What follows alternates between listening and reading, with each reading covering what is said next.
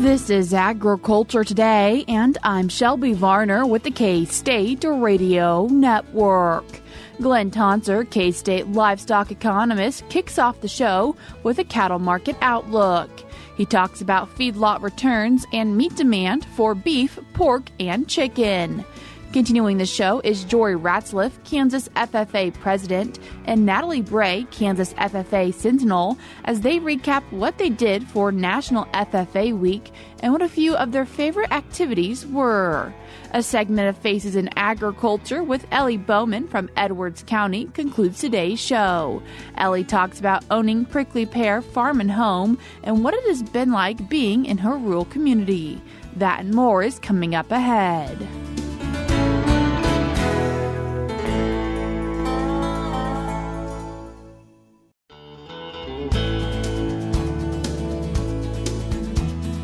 You're tuned in to Agriculture Today, and we start our Monday show with a cattle market update from K-State livestock economist Glynn Tonsor. Glynn, thanks for joining us today. Oh, my pleasure. Glynn, what are we seeing for cash cattle markets right now? Yeah, this past week was a mixed bag, depending on what weight class and market we would talk about. So we'll kind of take them in turn here. USDA AMS called the fed cattle 5-area market about 198. That's down $1, $2 on the week. That's not much of action, a little bit of a pullback. There's been a little softening in the fed cattle trade is what that's reflecting. But when you look over to feeders, we saw what I would consider a pretty hot week. So AMS called the Pratt, Kansas market 10 to 15. There was actually a couple of lots that were more like $20 per hundredweight higher. Three different lots for some context. There was a lighter weight lot, 133 head weighing 579 that went for 352. A lot of 255 head weighing 776 pounds went for 284. And then finally, the last one I noted was a larger lot, 340 head weighing 869, came in at 276. Each of those would be up a good $5 or more in those examples. So there's definitely some chasing of feeder cattle, recognizing limited supplies. Flip us over to the board, more or less match, which is always makes it easier to present as if the cash and futures are sort of in lockstep. The April live cattle contract closed at 193, down $1 on the week. As I noted earlier, we had a little softening. That's down $14, $15 on that particular contract since early February. March feeder cattle closed Friday at 275, up about $7 on the week, and we're down about $3 from early February. So there's been a little pullback in all weight classes since early in February, and we could talk more about why. I think there's some macroeconomic uncertainty that's developed in the last few weeks, but that's hit on fed cattle way more than it has feeder cattle. That's not real surprising to me given the time duration difference.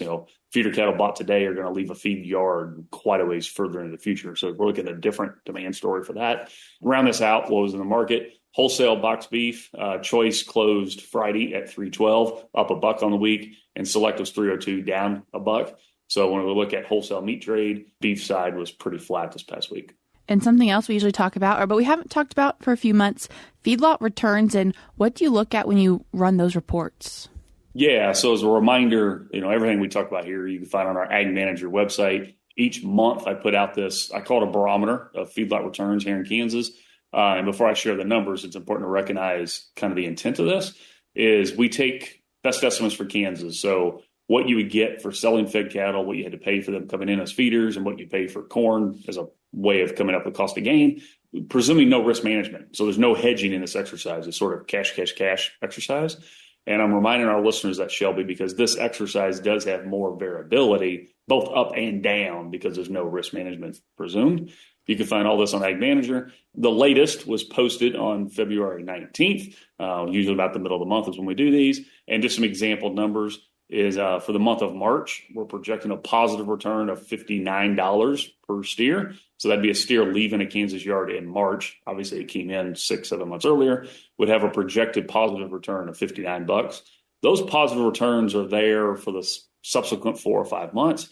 And then by the time we get to August out into the fourth quarter of this calendar year, those projected returns actually turn negative. And the main reason for that is we have softer expected fed cattle prices and pretty much steady to increasing incoming feeder cattle prices. So the net of those two are squeezing the bottom line projections. If these are helpful, watch these. The other thing I'll do a quick add on to this in my own little notes. is this is a monthly exercise. So 20 minutes after I post it, you could do an update on some of the market updates. And the reason I'm interjecting that here is we're now early, the first week of March. I made the comment earlier, fed cattle market softened a little bit. It's about a $2 pullback since I did this. So you could take 25 to 30 bucks per head off of these projections sitting here right now. If the board's up $3 today, then ignore what I just said. They're right on, right? So that's a reminder for our listeners as well. What would you say are some key risk management things to consider when we think about feedlots and feed yards? Yeah. So animal health, what you pay, what you get are the key moving parts on the profit equation, which you got to pay for feed, of course.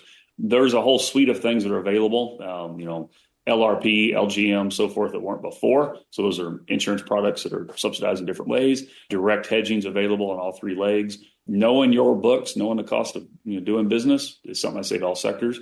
Most people in the feedlot industry know everything I just reminded them of. There's nothing necessarily new there. What probably isn't recognized as much is kind of behind the scenes beside your tools, kind of why are we having this elevated uncertainty? And I think it's important to recognize the narrative around interest rates, whether or not we're going to get a cut or not, we're going to have higher rates for longer is weighing on things. And probably most importantly is uncertainty on trade. So are we going to be able to continue to grow ag exports out of the U.S. or not, given the current environment? That is weighing on multiple commodity markets the last few weeks. So those of you that are concerned about that, you should look into those risk management strategies we talked about. What are we seeing for domestic meat demand, not only for beef, but also for pork and chicken? Yeah, so upfront reminder here is I track meat demand in lots of different ways, and we use USDA's, at least historically available, lag data.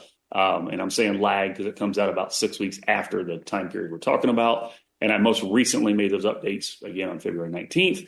And the data that's freshest in that exercise is for December. So we can now look at whole calendar year. We can look month by month for 2024, but I don't have any insights for January or February yet here in 25 from this exercise. So that said, December of 2024, domestic meat demand was up for beef compared to December of 23, not quite 4%. I made the comment, you look month to month, 10 of the 12 months during 2024, I would say per this measure, domestic beef demand was up. That's great for the beef sector.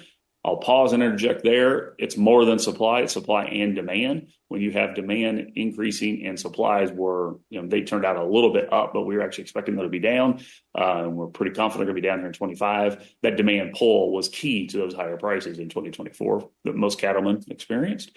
Domestic pork demand was down 3% in December of 24, and 2024 was a mixed bag for pork demand. So 6 of the 12 months were positive, which means 6 of the 12 were negative.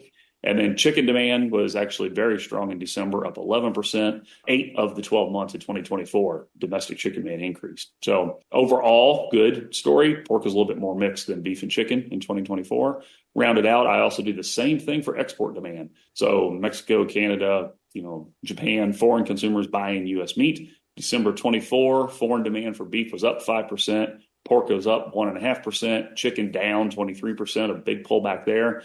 I won't bring down every month-by-month number, but I'll just highlight all 12 months in 2024, foreign demand for U.S. beef was higher. So not only was domestic demand up in 10 of the 12, foreign demand was up in all 12. So combine those two, demand for U.S. beef was quite strong in 2024.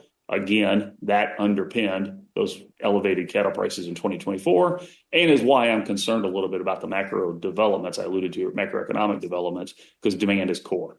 And Glenn, while we're thinking about prices, just wanting to take the time to mention egg prices going a little maybe crazy is a good word to describe it.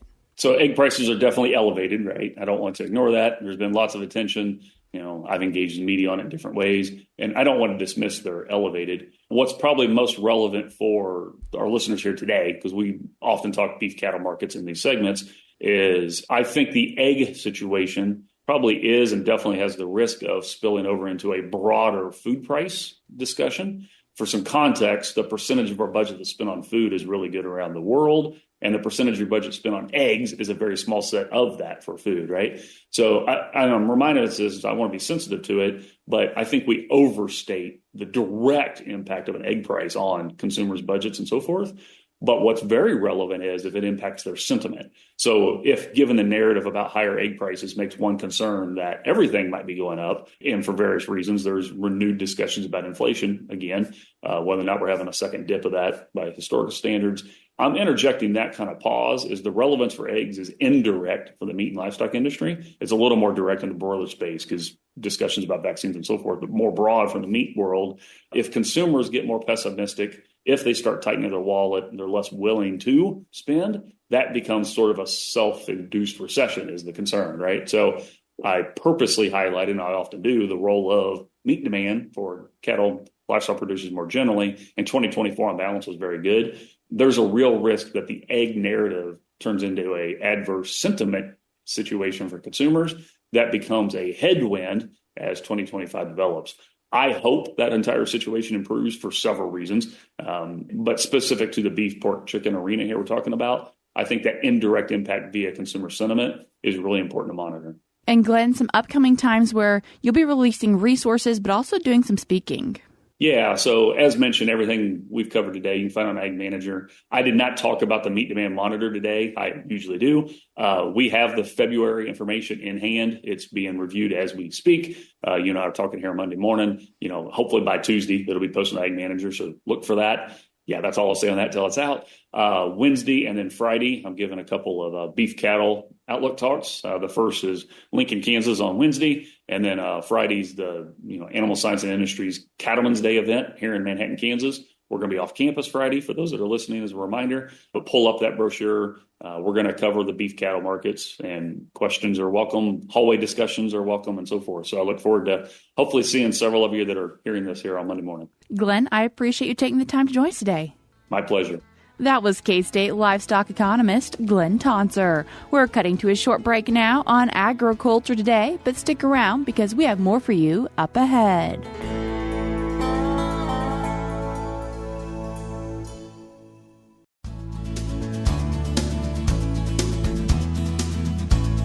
You're tuned in to Agriculture Today, and we continue our show reflecting on National FFA Week with President of Kansas FFA majoring in Ag Tech Management here at K-State, Jory Ratzlaff, and Kansas FFA Sentinel majoring in Agricultural Education, Natalee Bray. Jory, Natalee, thank you both so much for taking the time to join us today. Thank you for having us. Yeah, very much so. Jory, what is National FFA Week?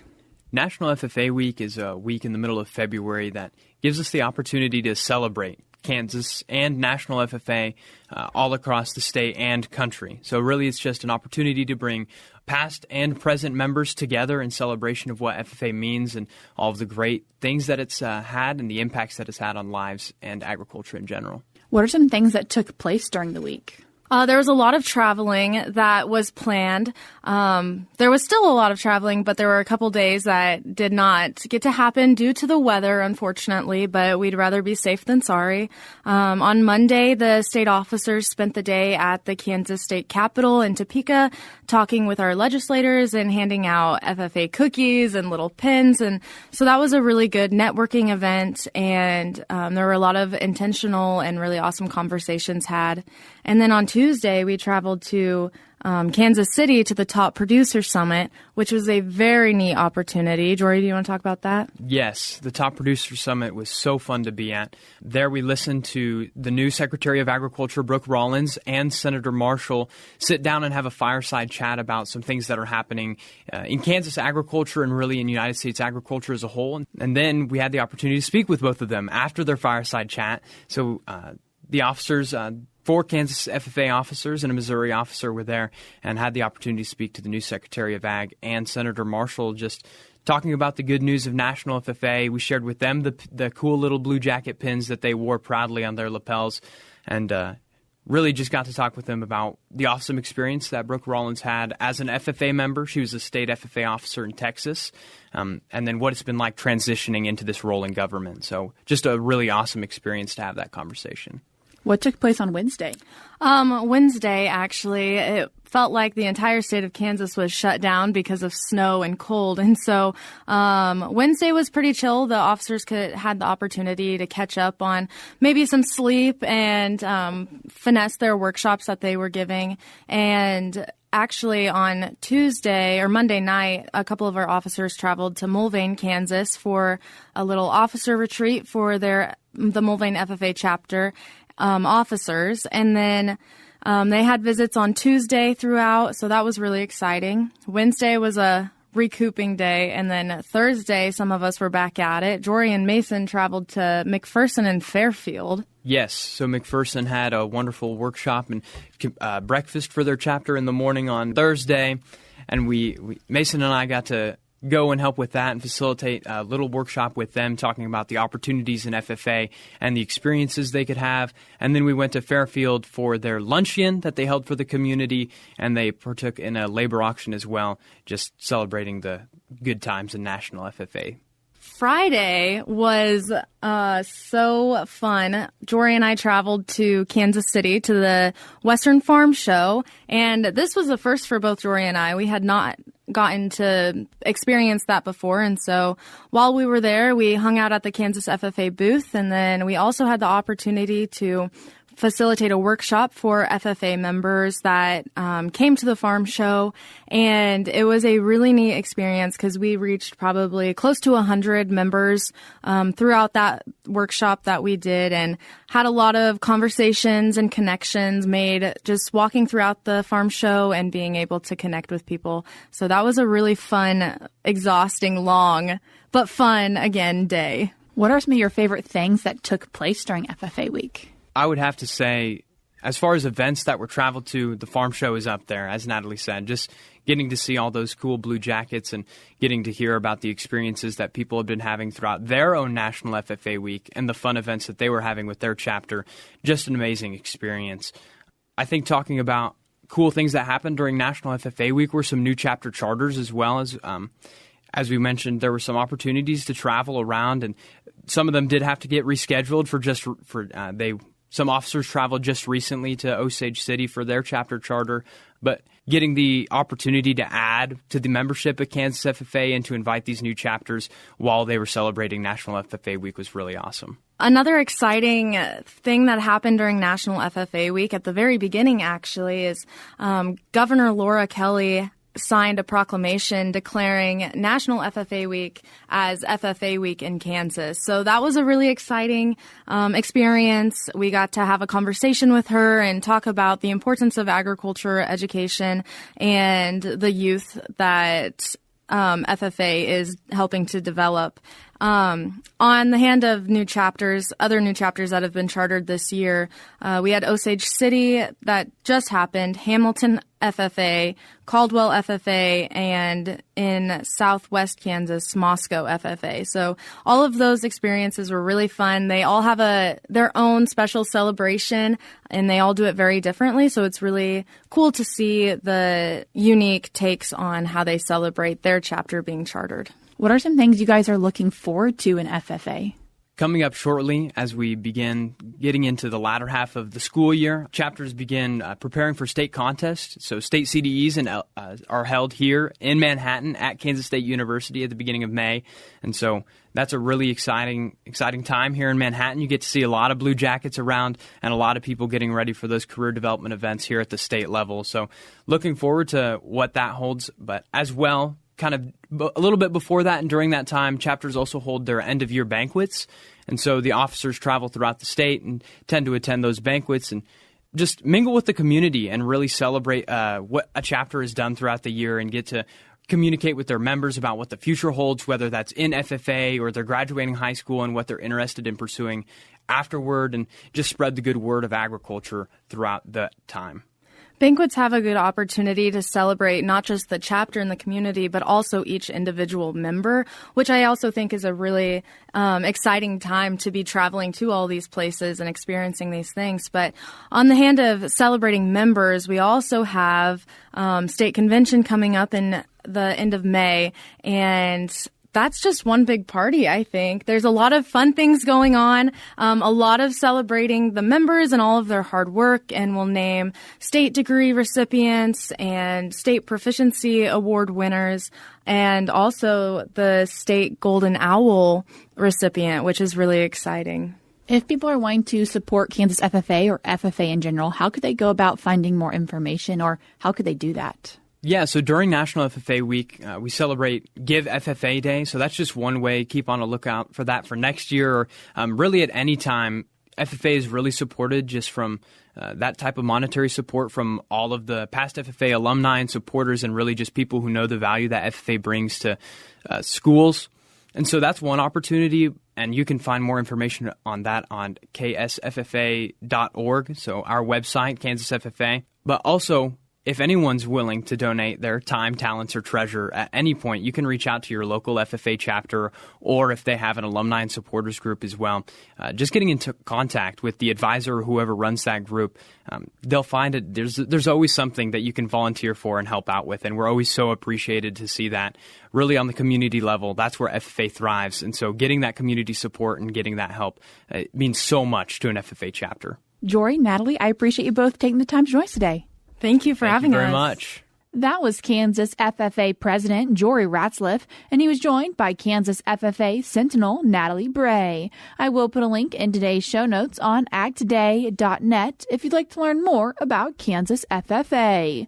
Before we cut to a break, we're now going to be joined by Kansas Livestock Association's Scarlett Maydinger. The Ranchland Trust of Kansas, Sand County Foundation, Kansas Association of Conservation Districts, and American Farmland Trust are accepting applications for the 2025 Kansas Leopold Conservation Award. Given in honor of renowned conservationist Aldo Leopold, the $10,000 award recognizes farmers and ranchers who go above and beyond in their dedication to the stewardship of land, water, soil, and wildlife in their care. Landowners are encouraged to nominate themselves, or applications may be submitted on their behalf. Leopold Conservation Award applications are due by June 2nd. For more information or to apply, go to sandcountyfoundation.org.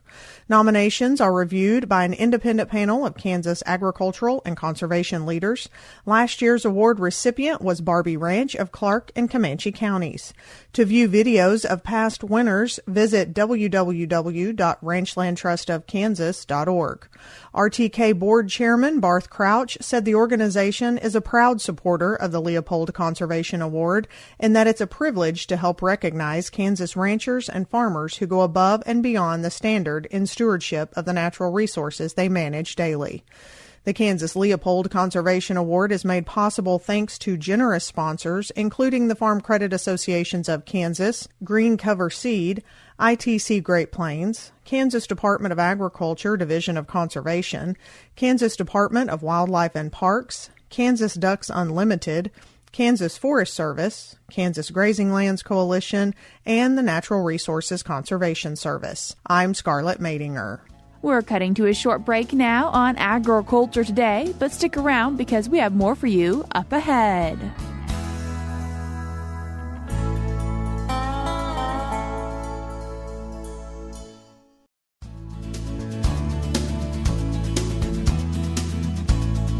You're tuned in to Agriculture Today, and we conclude our Monday show with another segment of Faces in Agriculture. And this week, we're joined by someone from Edwards County, Ellie Bowman. Ellie, thanks for joining us today. Yeah, thanks for having me. Ellie, can you tell us a little bit about your business?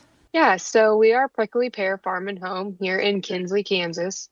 We are serving our rural community by offering hardware, lumber, plumbing, farm supplies, some livestock handling equipment, and some different things. So we've got a lot of things going on here that we just really try to serve our rural community and find out what people need and want, and we try to have it for them. What has it been like serving your rural community?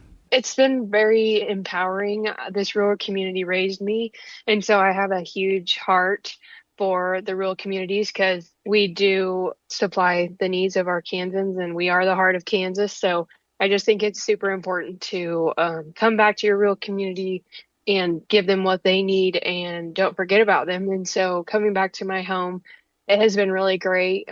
They supported me as a kid when I was in 4-H, and now I'm able to support them and what their businesses need by running this business. So, what have been some really important things to being a successful business? I think a big key to having a successful business in rural Kansas for sure is listening to your customers and hearing what they need, because if they need it, they're going to come buy it. I come from a farming family, so I am able to have an understanding and a spectrum of what is needed. And I'm really thankful. I work every day with my dad, and he has a lot of experience. So just offering that experience and those products, it really, really helps. On the flip side of that, what have been some challenges?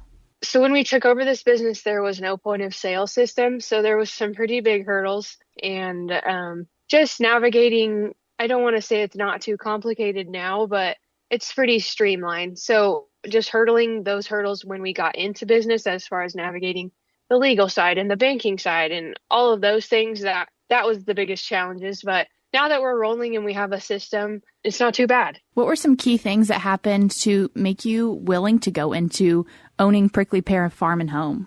I always knew that I wanted to own a business from being a young child. Like, I just kind of knew that was in the works. I just didn't know what that looked like.